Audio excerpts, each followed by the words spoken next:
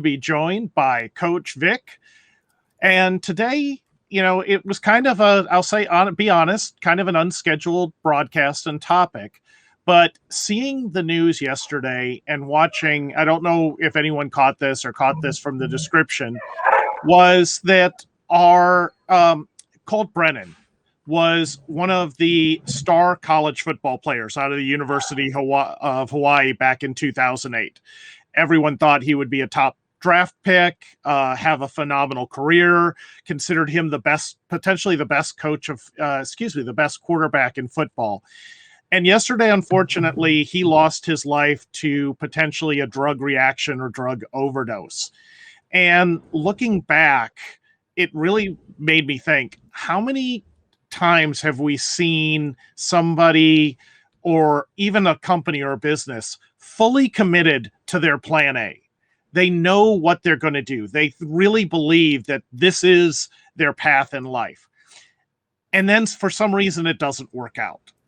And that's why I asked Coach Vic to join me tonight, so we could kind of talk about this and finding your path, because I really believe it ties into some of the lessons I've learned from him on his podcast and the journey that he's led in his life. And so, Coach Vic, I'd love to just start off, with a quick introduction, and then tell me a little bit about your journey that really started you on the path to figure out not only what your purpose is, but to help so many other people find theirs.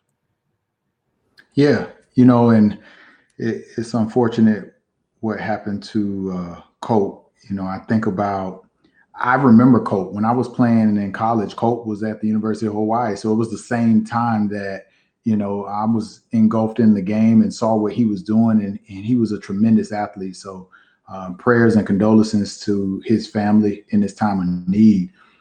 As I think about my journey, so coming out of high school, I was fortunate enough that I had a mother who instilled early in me that you have to have a plan A and you have to also have a plan 1A. She told me from the beginning, you're not just a dumb jock, right? That's the moniker or the stigma that is associated with a lot of athletes. There's more to you than just being a dumb jock. And so she had this passion for pursuing law. And because of some challenges early on in life, she couldn't attend law school like she originally planned. Well, that passion kind of fell on me. And I went to a law magnet high school where my whole plan was I was going to be the first lawyer / NFL player. At least at that time, I thought that I was going to be the only person who had ever thought of that. Right. I was an original. But I was wholeheartedly pursuing two paths because my mother instilled in us that you have to have a plan beyond just the game, because there's more to life than just this game. My journey took me to Eastern Kentucky University. However, that isn't where I was initially projected and where I thought I was going to go. I was recruited heavily out of high school, and coming out of Florida, that's a big deal. My top 5 schools were all a part of the Power 5, and I verbally committed to a large university. The problem is I got hit with some adversity, which was I had an injury, ankle injury going into my senior year, which a lot of colleges, universities, they don't want to take a senior who has an athlete or who has an injury, and you haven't signed on a dotted line, so they're not committed to you. So they backed out. Well, not having the guidance that I during that time, I didn't know not to tell other universities that I'm already verbally committed somewhere. So a lot of those schools went on to recruit other players. And when it's all said and done, I'm left wondering where I'm going to go to school and where I'm going to play ball. So that's how I ended up at Eastern Kentucky. Now, at that point, I'm trying to figure out, how do we still make plan A work? And I'm fully invested. I'm working out, I'm training, I'm fighting hard to get on the playing field, just as the rest of my teammates were working hard to do the same. And I would imagine that Colt, just like any other, football player, is doing the same. We are fully invested in plan A. Some of us have a plan B. Some of us are thinking about a plan B. Some of us don't have a plan B at all. And so my journey took me through 4 years of college football. And if you know my story, or if you know me, you know that I didn't graduate when I was supposed to. I left school, returned back home, a couple of credits shy of my degree, and it wasn't until 16 years later that I ended up going back to school to finish up my degree. So when I think about being fully invested in a plan A, and why a lot of people I've found don't have a plan B, there's a couple of things that come to mind. The first is I think a lot of people don't have a plan B because plan A was never their idea. There's a lot of people, especially when you think about headed into college, you go to college because that's what your parents want you to do or what society says you should do. But it was never your purpose. It was never your passion. So it's hard to see it through or to know how to respond should that plan not work out. The other thought behind that is there's this element, there's this skill set, this attribute that some people have called vision. And vision allows people to see beyond what's in front of them. It's not just the plan for the here and now. And so for the people who have their own vision and they're working hard towards seeing that vision through, when adversity hits them or life takes an unexpected turn, they usually are able to bounce back better. That doesn't mean that they will bounce back right away, but they usually respond better to that change in that adversity because they can still see their vision, their long-term plan, and therefore they're able to pivot and continue to move forward. Has it been easier looking back and seeing these steps, seeing these decisions with the clarity of hindsight? Do a lot of these pieces seem to make more sense now than they did when you were going through them? Because I know even just sitting here as I'm thinking back to times when those decisions felt me, it's just so clear and obvious now how it fit together. But I had no clue at the time where this was going to lead to. None of us do. I mean, that's kind of the fun part about life is you don't know where the journey is going to take you. And you often hear me say the lessons are in the middle.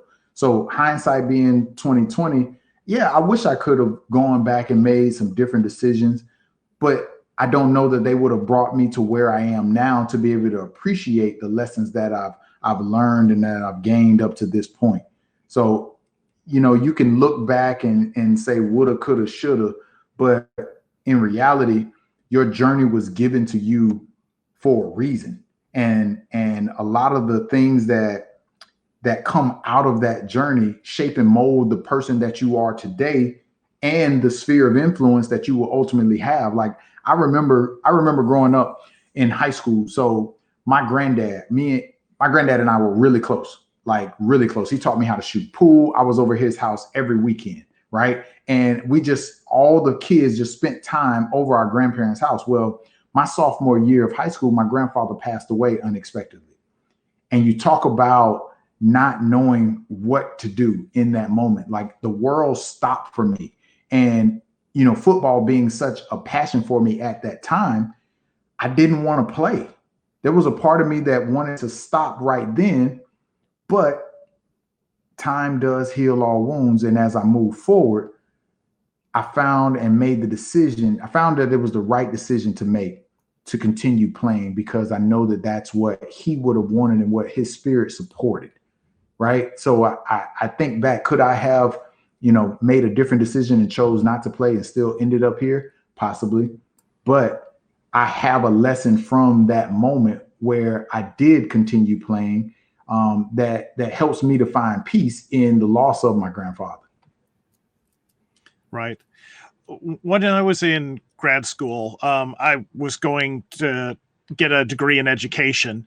And one of the most instrumental professors I had was Dr. Simmons. And at the start of one of the classes, first day, couldn't have looked more like a teacher, you know, beehive, sweater tied around her neck. She writes her name on the chalkboard. I'm like, all right, this is weird. This is just like TV. And she said, I want you to tell me why you're here. Why are you here in this classroom? I was like, okay. She's like, so you're in an education program. So we know that you want to teach. You've picked science education. So it's probably science that you want to teach.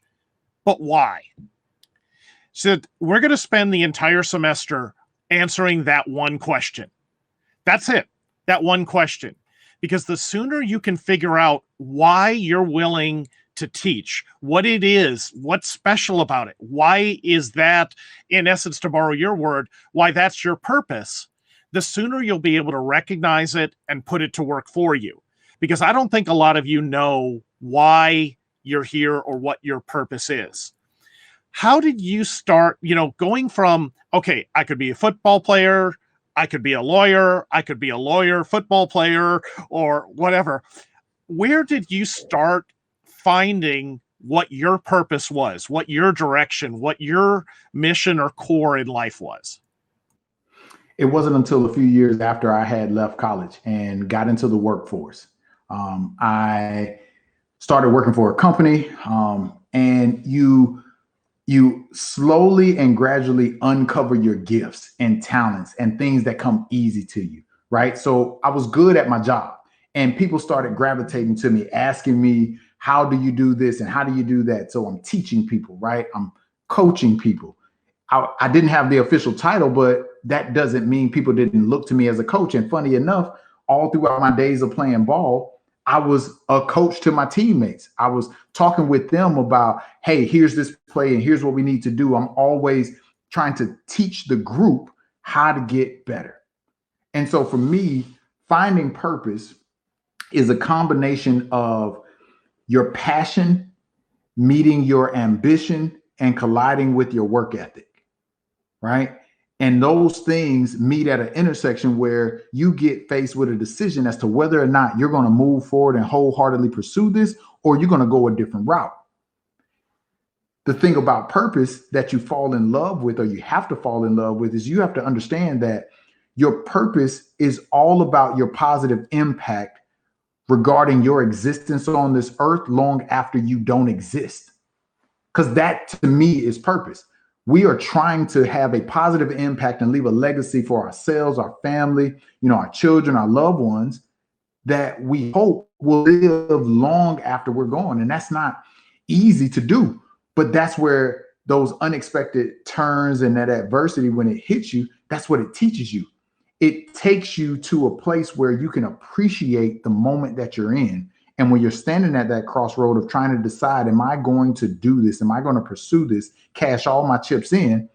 Those lessons help you to say yes to it. One of the things that amazes me, and it's why I just love talking to you every time we get a chance to chat, even if it's just on text or email, is how similar our paths are when they don't look anything alike.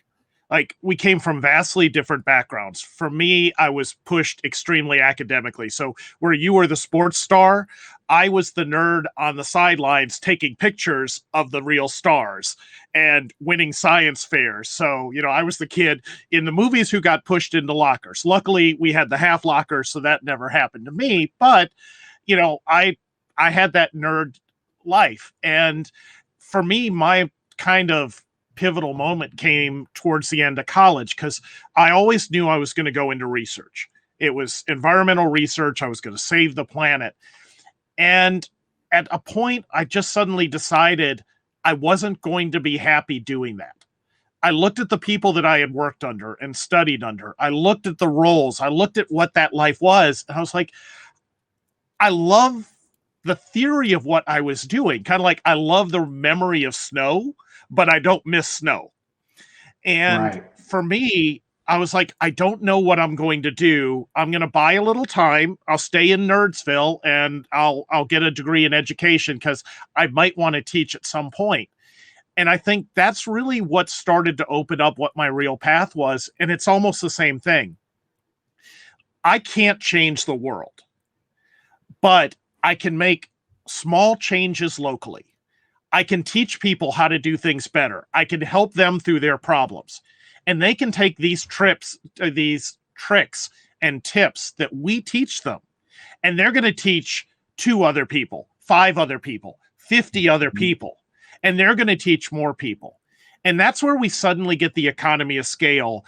And to me, that's where we change the world, is we're giving people the power and the tools to help them when they need help, or to help them maybe years from now and they don't even know that they're going to use this help. And that's my way of trying to reach people. And I've seen you do the same thing, whether it's through your work and your training or speaking and the podcast, where everything that you've learned, you're not hoarding, you're sharing in the hopes that will help other people. Listen, experience is the best teacher. We all know that, right? You know, one of the lessons that I learned early on is called the 12 P's. And I'll tell you this, I'll tell you what it stands for first, and then I'll share a recent story that happened. So the 12 P's is all about teaching you lessons on how to be more productive. The 12 P's are: piss poor preparation promotes piss poor performance. Piss poor performance produces pain, right? And that's so true.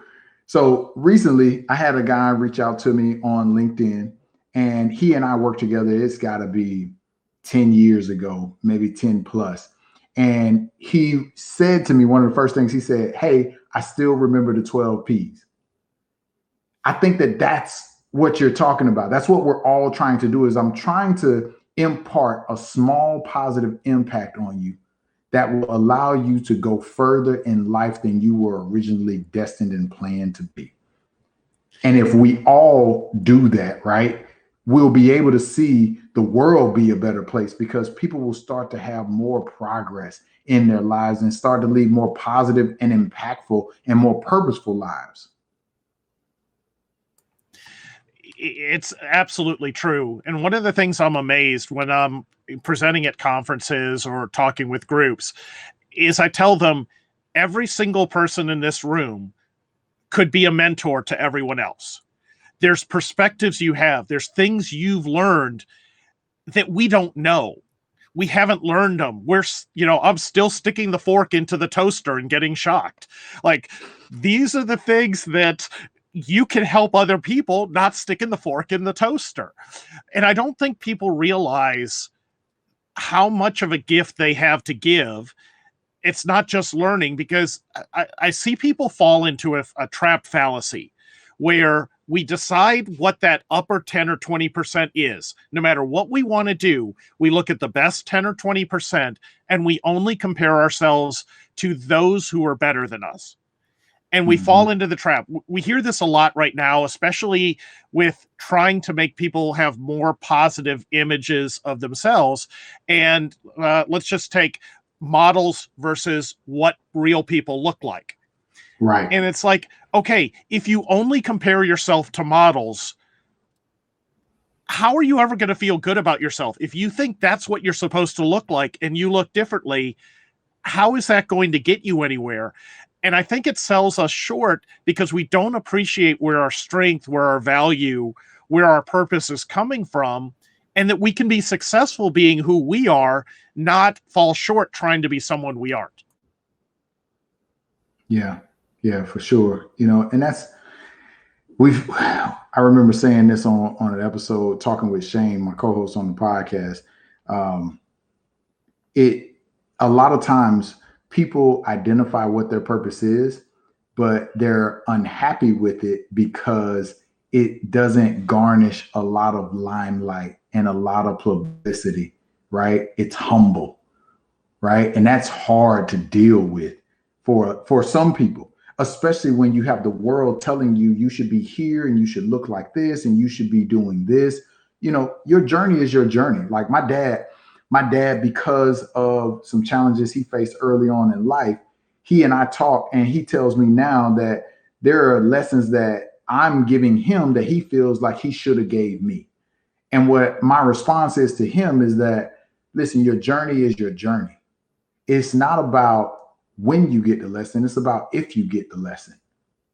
That is what I think matters most. And so as people are looking at themselves and their lives, there's no timetable on when you're supposed to get something. There's no timetable on when you're supposed to buy a house. There's no timetable on when you're supposed to go to college or when you're supposed to do this or when you're supposed to do that. It's all about what you want. And that's where purpose comes in. You have to first decide, what do you want out of life? What are you most passionate about? And then in that process, identify your strengths and leverage them. What comes easy to you? And know that you got to have a team around you. You got to have people around you that help to feed your soul and motivate you to push forward. Because what happens is, as you identify what you're strong in and you leverage those strengths, you're going to cap out. So now it's time to lean on your network. And as Grant Cardone says, your network is your net worth. And so for me, anything that I recognize that I'm not strong in, I'm humble enough to go ask someone for help. I mean, that's how we connected. That's how we found each other. I knew that I wasn't strong in a particular area, and I asked somebody for help, and they connected me to you. You've connected me to other people. I've connected people to those people. Like, that's how this works. And there's no shame in not knowing how to do everything. We have to get over that. Absolutely. Well, one of the things that on one of your podcasts with Doc that you were talking about was, kind of the trap of just wanting to be rich and wanting to be rich, but without a purpose. Like that, if my bank account hits enough zeros on the correct side of the decimal, I'll be happy, or I'll be a success. And it actually made me thought of a little different spin on that, which is fame. And I would say in general, there are two types of people that want to be famous. The people that want to be famous because they think fame will make them happy. I think you and I both want to be famous because we could reach a lot more people. Like if we were famous, if we, it's the audience we want. It's not that we would, I mean, sure, yes, it would give us some other benefits and things in life. I'm not going to discount that, but like I want to grow my network slowly, and I want to grow it with people that really want to hear the message. Because the reason I'm doing this and spending and losing money rather than using it to try and make money is because I want to reach people. I want to help them wherever I can. And so for me, the fame or the audience is just a chance to share with more people. I don't really want to be that person in front or the person who's, hashtagged on the news. Yeah. It's tough being in the limelight, right? You think about these professional athletes. A lot of times they get thrown into the limelight and they are not ready for it and they can't handle it, and there's so many statistics out there that talk about, NFL athletes going the first 3 years, right? They're to handling all that money, and it's all well and good to have the fame, but if you don't know how to use that vehicle for the right purpose, for the right reason, it could absolutely lead to your demise. And that's what we see oftentimes with a lot of these superstars. And it's challenging, it's frustrating, it's sad. But I'm with you. If I'm famous, I want to be famous for the right reasons. Don't get me wrong. The zeros help. They help bring options. They help up opportunities, because if my purpose is to help develop people and to coach them and to help them to improve their lives, does the zeros help me to put other people in better positions so that they can then go put in the work and be successful? Absolutely. But you got to be careful with the zeros, right? They say the time that you want to be conscious of your zeros is when they are added to your bank account and added to your circle, right? And with more money comes more problems. And oftentimes when you get that more money, those zeros in your bank account, you get these people who are trying to take from you and from that same bank account. And it's hard to see that sometimes because these people hide their intentions very well. So if you are out for fame, be conscious of who you put in your circle and who you keep around you. Absolutely. Well, and when we started off, we're talking about, plan A, where you think you're going to go, how you think you're going to get there might not work out. You had a plan A1 or 1A. Other people may have a plan B. And the key here is, I think we're not suggesting that people, create a fallback or a backup career or something else, but rather the sooner you can find your purpose, find your joy, find your inspiration, find what you enjoy doing, then your plan 1A, your plan B, your plan D, whatever it happens to be, is just a different way, a different expression of who you are and what it is you want to do. So you're finding more places where you can take paths to get there. You don't have to be locked into just one thing. Absolutely. Plan B sometimes serves as a safety net for people to not be held accountable for working hard toward plan A. It does something if you have a fallback. But I think there's an old fable that talks about Vikings when they would go to war, right? They would get in their boats and they would sail across to the territory that they want to take over, and they would get out and they would burn their boats behind them, right? Mentality of we have no way of going backwards. We have to go forward. If you can somehow burn your boat, you'll be able to press forward and you'll pivot along the way, because through what's ahead is all kinds of adversity. It's all kinds of challenges, right? And plan B isn't necessarily we're going to go backwards. Plan B is we're just going to attack this from a different angle, but we're still going forward. And if you can find people who are also headed in that same direction, it's so much easier to be able to find your purpose in life as you help others to discover their purpose. Well, and we both work in corporate. Have you ever met a person who's good at proofreading their own writing? And I would say most people would like to believe they are.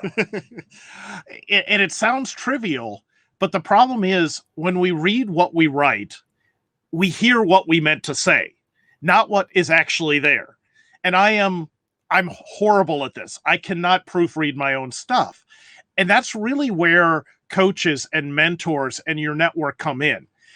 It's not that they're better or different. It's the fact that they're looking at it without the bias, without the hindrance of knowledge, without having walked in your shoes. It's easier to look at things a little more objectively or from a different perspective, or provide feedback that can really help. And sometimes that's all you need. Feedback is so important. Having feedback loops, they allow you to sharpen all your tools.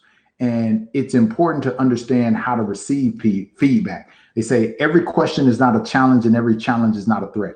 And I had to learn that for myself. That's how I learned how to take feedback. Every question is not a challenge and every challenge is not a threat. So when someone asks me a question, that's them offering their perspective, which then sheds light on an area that I kind of had a blind spot in. Yeah. Right. And so, yes, you absolutely have to have open dialogue with people and be open already to receive what they give you, which might go against everything you believe. I think his name is Alan Grant. He's a thought leader in the world of leadership development, and I believe he wrote a book or an article where he talks about asking yourself, how might I be wrong in a situation?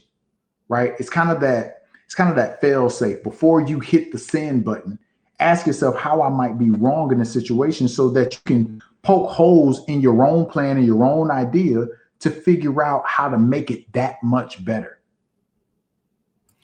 I have an email sitting in my drafts folder right now that's going on 4 days because I was like, don't send it. Give it a couple days and read it over and decide what you want to say and how you want to say it. And I think I'm going to end up deleting it. It felt good to write it, and this one, it wasn't blasting someone. I'm dealing with a difficult issue, and this is a person that I need more help because they need to take more responsibility. Waited a couple days, and as it turned out, they reached out to me and said, hey, I've already started working on that issue that I know you're having. If it's not enough, let me know, but here's what we're going to be doing next. And I'm like, that's just the universe coming together. I kept my mouth shut. I waited until the anger and frustration was over, and things started taking care of themselves. And I think we've got to sit back sometimes and just reflect a little bit.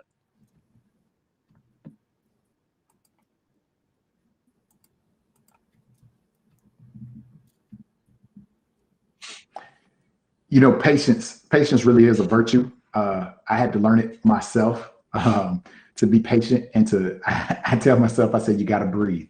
You have to inhale and you have to exhale, because in that I find some peace that will allow me to focus on what's most important. And like you, I've typed up, emails, I don't know, email, but I'm so in angry emails, this emails in the moment. As you talked about being able to proofread your own stuff, you're so in the moment. It's hard to see the tone or hear the tone and see the frustration and the anger, and to, more importantly, just think for a second, how might this impact this other person when I send this to them, right? You never know what someone is going through. That's first and foremost. But then you also have to remember that people rarely remember what you say to them, but they always remember how you made them feel. And you can't get that back. Once you really hurt someone, especially they say words don't hurt, words do hurt. Once you hurt someone with your words, it's hard to get that back. They will always remember that feeling, even if they're able to forgive you and to move forward. Absolutely. And I think the pair to patience is perseverance. So with patience, we've got to wait. Things will happen. Maybe now isn't the right time. But with perseverance, the acknowledgement that this is, as you keep saying, it's a long journey. And it's the journey that matters. It's not the destination. It's not even the rest stops along the way.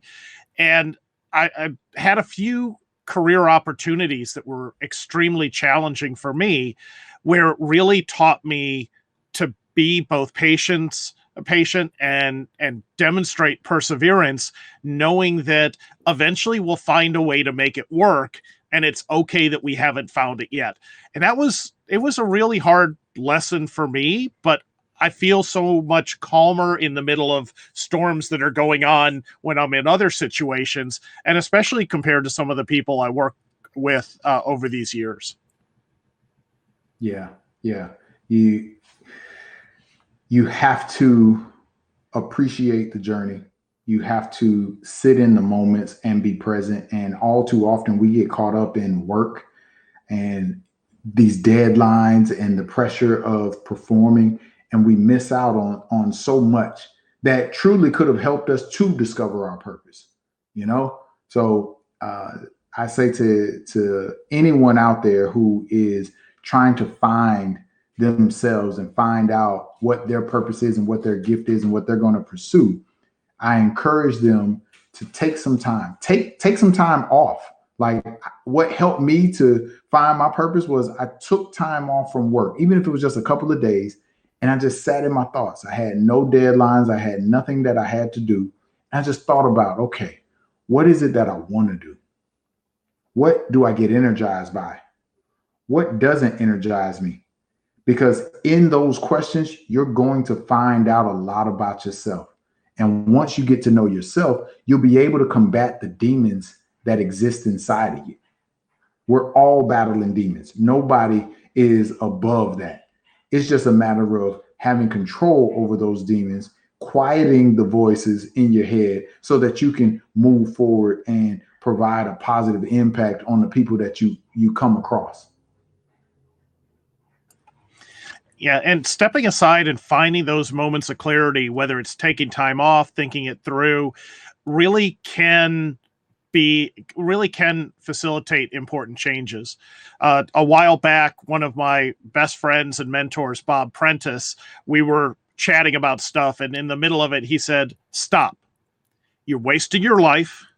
You're wasting your talent. I need you to figure out what you're going to do about it." And he wasn't being mean about it, but he knew that I was dancing around my purpose, that I hadn't found what I wasn't happy with what I was doing, and I wasn't doing all I was capable of. So I was selling myself and others short. And, falling back to my nerd background, I went back and thought about it, and I was like, well, if I was a consultant, how would I start? I was like, I'll do a SWOT analysis. So I started looking at my strengths and weaknesses, and then outside of me, what are the opportunities? What are the threats? And it was really amazing that just setting aside for a couple hours and going through that exercise, suddenly it was on paper. It was more real. And it didn't give me any answers, but it gave me more of the tools to know where to start looking. And it helped me figure out what those paths might be. Yeah, getting clarity on where to start, because that's where a lot of people are caught up is, where do I start? Like, I have an idea of what I want to do, right? There is a plan A. I have a plan A. What's the first step? And when you don't know what the first step is, it's hard not to focus on the larger plan. And it seems daunting and intimidating just sitting there, like it's in your inbox waiting on you to hit send, right? To launch your life and to launch your career. So it's figuring out what the first step is, having the courage to take that first step, and then having the courage to take another and another, and know that you're going to fail along the way. I was talking with a young man that I mentor, and in that conversation, he was pursuing real estate. He had taken the test twice, and he had failed it twice, and was going to take it a third time. Now, this young man is bright. He's extremely smart. He's young, but he's extremely smart. And he knows that about himself. And so I knew in having that conversation why he failed the test. But when I asked him, why did you fail it? It took him getting to that place where he admits, you know what, I didn't take it as seriously as I thought. Well, let's dig into that. Why? Because I know that I'm smart. I should be able to get this. Well, guess what? You are bright, but you're not knowledgeable in this particular area. There's a difference in being bright and being knowledgeable. And so you may want this, and this may be your purpose, but you need to educate yourself. You need to be knowledgeable on what the first step is. I said, right now, we're thinking about buying property, my wife and I. And if you had taken this seriously, guess who I was going to come to say, hey, can you help us? Right? You miss opportunities because you take opportunities for granted. Right? So for him, and for a lot of people, I think that's where we miss the boat. We know that we are smart enough to get it done. We don't give ourselves enough grace as for why we haven't been able to get it done. And those things create this downward spiral that eventually becomes out of our control. We get frustrated, and that failure just ends up compounding. Well, you mentioned that, coming out of the cloud, and when the clarity hit, you realize that really at a core, at least a good place to start was, you're a teacher, you're a mentor, you're a coach. And that really, I think, set things in motion. How did you start finding places where you could use your passion? You could bring your passion and your talent into places that, might not have seemed as obvious paths before that. Funny enough, I didn't have to seek them out. They sought me out. That's the crazy part about purpose. I heard this quote the other day. It says, profit follows purpose. Like, I want to add zeros to my bank account. Here's what I'm good at. Well, guess what? Other people started bringing me opportunities and saying, hey, will you help me here? Will you coach me in this?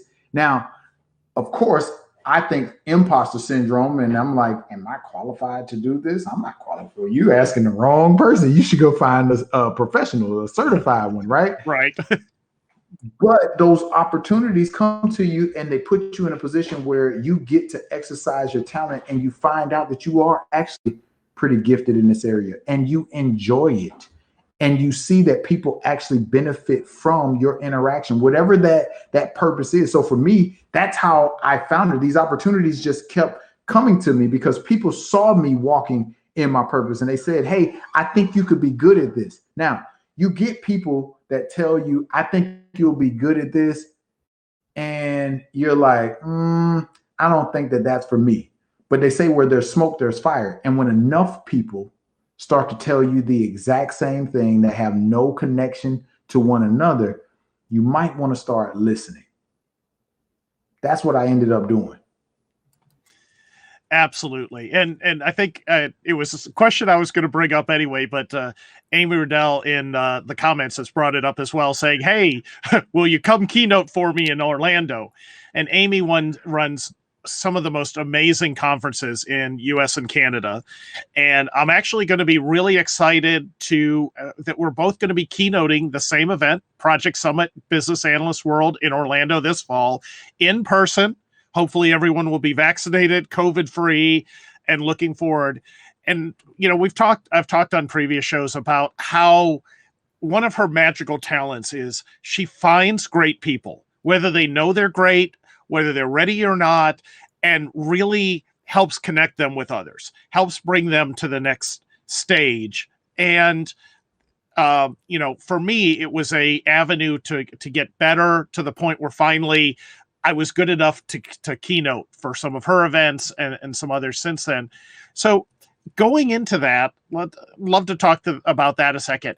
It's another place to take your message, to take your talent. And like you said, the opportunities just keep finding you. When you're ready and you know you found your core, you found your purpose, these things pop up if you're ready to take them on. So talk to me a little bit about, you know, the thoughts about taking on the keynotes for these events and coming up with a topic with an audience that, you know, could be completely different than the normal ones that you're normally speaking in front of. You know, one, I am truly excited about the keynote in Orlando, and hopefully a couple of others that we're talking with Amy about down the road, as well as I've been approached by some other conferences that have asked me to keynote for. So that's amazing. Second, going into this, I'm excited about the audience, only because you're right, it is a different audience than I typically speak to. However, at our core, we're all more similar than we are different. And at the end of the day, I think that regardless of your profession, we all want to live a life well lived, right? And so our message, I won't be doing this keynote by myself. My co-host and best friend Shane will be joining me in Orlando. Our message is about that. It's about connecting the dots, regardless of where you are in life, regardless of your background, your profession. We're going to help people connect the dots so that they can ultimately discover their purpose. We're going to help people to learn how to respond to change, because so many people don't respond to change well, which causes that downward spiral. We're going to help people to live life on purpose. And that's our moniker with the show. That's our life's motto, is you can be extremely intentional with what you want to do in life, especially if you're walking in your purpose. And so everything you do will be on purpose, which will teach you how to live life on purpose. So yeah, I can't wait for Orlando. I'm excited. I'm born and raised in Orlando, so this is homecoming for me. That is fantastic. And I can't think of a better homecoming. And also just, I'm excited because there's people I've met through these events, and I can't wait for you to meet them too. And it's the same things. You meet these wonderful, inspirational people. We are more common than different, but we're different enough that it's so exciting. Like there's so much we can learn. There's so much fun we can have, not only in the conference and talking during the breaks, but, you know, just hanging out afterwards and swapping stories and learning more about people. It's transformational. So I'd encourage everybody. I pasted into the comments if you're watching us on Haps. If not, I'll make sure and share the link wherever I've got this posted to the Orlando conference. If you have a chance, come on out and join us. If not, look at the rest of the events. There's going to be other cities. Hopefully Canada will be open so we can make it up for Toronto and Vancouver as well, but certainly looking forward to those events. So kind of closing things out, for people who maybe, I'm just going to say, are either settling or they're following the plan that was given to them, or they think they have to go down, how would you suggest for people to start getting in touch with their core, figuring out their purpose? What would be your parting advice to them? My parting advice. First, write down on a list 4 or 5 things that energize you, that make you feel good, that you absolutely enjoy, right? Write those down. The things that come easy to you in life. I want you to write those down. Next, ask people around you, people who are close to you, say, what do you think is my best attribute? What do you come to me for?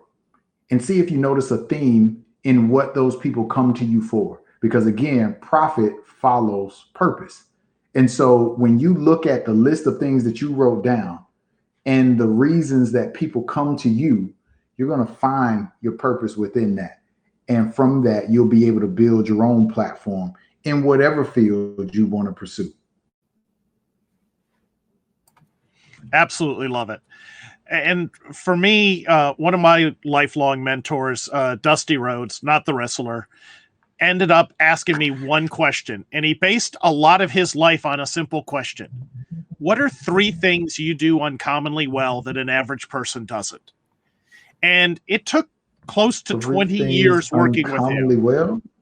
Something that you do uncommonly well that other people don't. Whether it's in your job, whether it's you. And it took me close to 20 years to simplify and figure out what it was. And I found out for me, there's 3 things. I simplify, I automate, and I educate. I always try and simplify and get waste out of things. I always try and automate the things that just you don't need to do. Get them out of the way. They're just noise. But in doing so, I want to teach other people how to do that. And it's really that teaching that was my core and pushed where I was going from. And so I'd encourage everyone to do something similar. You know, as Coach Vic says, write down those things that make you happy, that you do well, that other people see in you, and you'll start to find those things that you really do better than most people. And most likely, the more time you spend doing them, the more successful you're going to be and the more opportunities that you're going to see. Absolutely. Oh, that's great advice. And a quick shout out to Shane, who is watching us on Facebook. Good to see him, and look forward to talking to him again and listen to both of you on the podcast. So where can people find the podcast so that they can follow you and Shane on your journey to become purpose addicts? Absolutely. Well, that's the name of the show. It's called Purpose Addicts, and you can find us on your favorite listening platform. So we're on Spotify, we're on Apple, we're on Google Podcasts, you name it, you can find us there. We have a YouTube channel, Purpose Addicts, as well as social media. I have my own separate social media channel, so you can find me at Coach Vic 14, at Coach Vic 14 on Instagram and Twitter, and Victor Nichols II on Facebook. Check out our YouTube channel, my own personal one, Elevated Authority. We just started that, where we're going to be providing free content to help you develop both personally and professionally. So the goal is, again, be a change agent that people like, love, and respect. We will help people elevate with authority once they learn how to elevate the key elements that allow them to produce higher quality results. So for sure, I sure appreciate this, Hans. As always, it's great to connect with you. It's great to be back on your show. You let me know if you ever need anything, my friend. Absolutely. And if you enjoyed this show and want to check out similar ones, you can see them in the feed wherever you're watching. I've also created a new section under podcasts and publications for this series. I'm getting all the old shows updated by the end of the weekend. I got about half of them done right now. And you can find that on EckmanGuides.com. Thank you all. Please stay safe and healthy. A special thanks to Coach Vic for being here today. And hope all of you enjoyed the show and were able to take at least one good thing from it.